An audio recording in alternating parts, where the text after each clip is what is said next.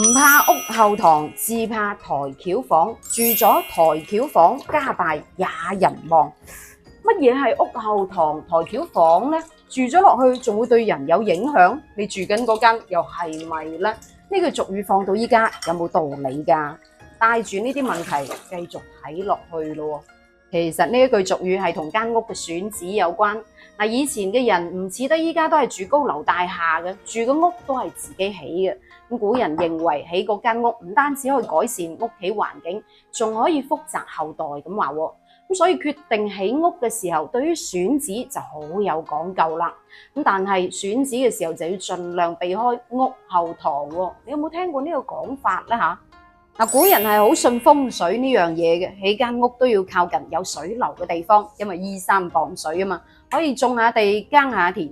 咁屋企就唔使話憂柴憂米，慢慢就會富裕起身噶啦。咁日後自然風生水起啦，係咪？咁按道理以水為財係好嘅，亦都方便日常打水。但係點解古人又要避開屋後堂呢？所謂嘅屋後堂係指屋後面幾米到幾十米處有一個水塘、水潭或者係水庫。咁如果離得好遠嘅，又唔叫做屋後堂嚇。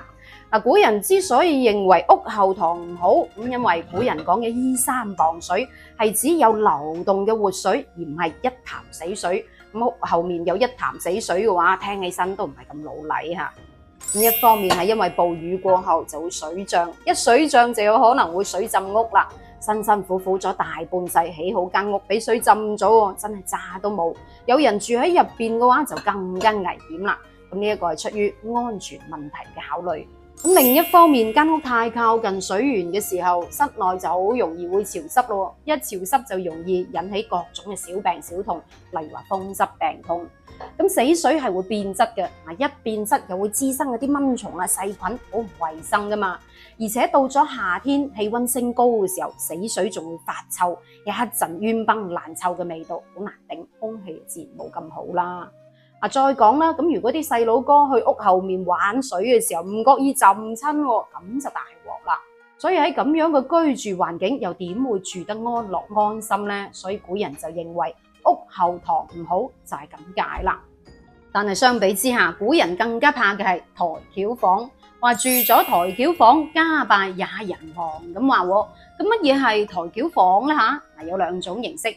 第一種形式就係你間屋，你周圍嘅屋都要高，從正面望過去係高出一截嘅，兩邊嘅屋都矮過你嗰間屋。咁從側面望過去就好似古代抬起身嗰頂轎一樣，兩邊低，中間高，就好似你間屋俾抬起身，咁所以古人就將佢叫做台轎房啦。呢一種房屋整體嘅造型就好似工字形，咁兩邊低矮嘅屋就好似台轎個碌杆，係工字形嘅台轎房。古人仲認為喺呢一種房屋長期生活落去，仲會有唔平衡嘅狀態，例如話地基唔穩啦，亦都有可能發生自然災害嘅時候，譬如話地震，就會中間高出嚟嗰間屋先冧咁話。咁仲有另一方面，古人從風水學嚟講，叫做氣場唔穩，住落去之後就會影響財運，辛辛苦苦又揾唔到錢咁話。咁因為宮又通攻擊嘅宮啊嘛，住落去之後就會對主人各方面都唔好。咁呢一個就係工字形嘅台轎房啦。咁你有冇見過呢類型嘅台轎房呢？有嘅話，留個言話我知啦。咁另一種形式就係你間屋喺兩座山之間，又或者周圍前後左右都係馬路嘅，得你一間屋。從上面望落去就好似你間屋俾兩座山抬起咁，一條二條嗰啲馬路望落去就好似台轎個碌杆。咁整體嘅佈局就好似一個井字形，呢一個亦都叫做台轎房，係井字形嘅台轎房。咁古人認為井字形嘅房就好似俾困喺入邊一樣。你睇翻個井字啦，四周圍都係圍住嘅，得中間係空，喺裏面就好似感覺俾困住一樣。咁從安全嘅角度嚟講，因為四周圍都係開闊嘅土地，周圍都係好空曠嘅，得你一間屋喺度。如果發生一啲自然災害，例如話山泥傾瀉啊、暴風啊、大雨啊等等嘅嘢，咁逃生就會好困難啦。咁況且又係馬路邊，車水馬龍，噪音自然好大，自然會影響生活作息噶啦，係咪？所以古人先係有咗不怕屋後堂，就怕台轎房。住咗台轎房，家敗也人亡呢個講法。其實主要都係嚟自安全隱患嘅問題，唔怕一萬，只怕萬一啊嘛！真係發生咗嘅時候，真係家破人亡㗎。咁至於呢句俗語放到依家有冇道理呢？嗱，其實係冇科學根據嘅。咁古人講嗰啲風啊、水啊嘅嘢，亦都未必啱我哋現代人嘅住房習慣。但係有一點，古人考慮得比較長遠嘅，用迷信嘅講法嚟告誡後人，起屋選址係好重要嘅。如果揀得唔好，真係會影響一家人嘅健康。咁健康都出現問題，仲點去揾錢過來財富呢？係咪？咁當然，依家生活條件越嚟越好，有錢都會買入小區住啦。